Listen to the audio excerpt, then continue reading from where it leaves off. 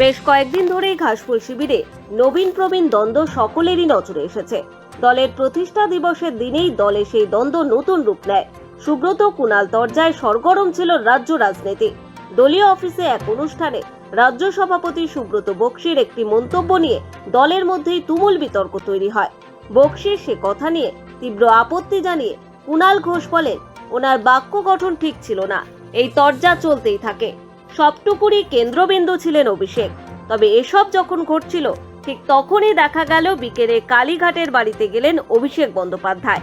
উল্লেখ্য, মমতা বন্দ্যোপাধ্যায় ও অভিষেক বন্দ্যোপাধ্যায় একই বাড়িতে থাকেন না, তাদের বাড়ি আলাদা। তবে অভিষেকের মা লতা বন্দ্যোপাধ্যায় মোটামুটি ভাবে হরিশ চ্যাটার্জি রোডে বন্দ্যোপাধ্যায় পরিবারে পুরনো বসত বাড়িতেই থাকেন। অর্থাৎ মমতা এবং লতা একই বাড়িতে থাকেন। তাই হরিশ চ্যাটার্জি রোডের বাড়িতে অভিষেকের যাওয়া অস্বাভাবিক কিছু নয়। কিন্তু সময়ের গুণে তাও বড় খবর হয়ে গেল, কারণ সোমবার সকাল থেকেই শাসক দলের অন্দরে যে ছবিটা দেখা গিয়েছে, বিরোধীদের কোর্টে বল দিয়ে দেওয়ার মতো অবস্থা ছিল। এই পরিস্থিতিতে মমতার কাছে গেলেন অভিষেক। হয়তো দুজনেই দলের বর্তমান এবং ভবিষ্যৎ নিয়ে আলোচনা করেছেন। দুদিন আগেই অভিষেক দিদির বাড়িতে গিয়েছিলেন। সেদিন দুপুরে আবার কালীঘাটে অভিষেক তার বাসভবনে দলের কয়েকজন নেতা মন্ত্রীকে মধ্যাহ্নভোজে নিমন্ত্রণ করেছিলেন। ওই নেতাদের অভিষেক পরিষ্কার জানিয়ে দিয়েছেন, লোকসভা ভোটে তিনি ডায়মন্ড হারবারের মধ্যেই নিজেকে সীমাবদ্ধ রাখবেন।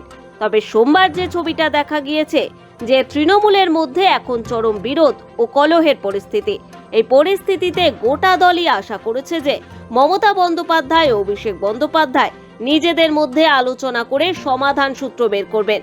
সোমবার বিকেলে অভিষেক দিদির বাড়িতে যাওয়ার সেই কারণেই আগ্রহ তৈরি হয়। কারণ দুজনের মধ্যে যদি সত্যি কোনো মতান্তর থেকে থাকে, তাহলে তৃতীয় কারো মধ্যস্থতা করার ক্ষমতা নেই বলেই দলের অধিকাংশের মত। এদিন অভিষেক কালীঘাটে যাওয়ার পর সে প্রশ্ন আরও জোরালো হয়। তবে কি বিশেষ কোনো পরামর্শ নিয়ে দলের প্রতিষ্ঠা দিবসে দলনেত্রীর বাড়িতে তৃণমূলের সেকেন্ড ইন কমান্ড নবীন প্রবীণ বিতর্ক কি এবার সুরাহা পাবে? সৌভিক সান্যালের রিপোর্ট, সময় কলকাতা।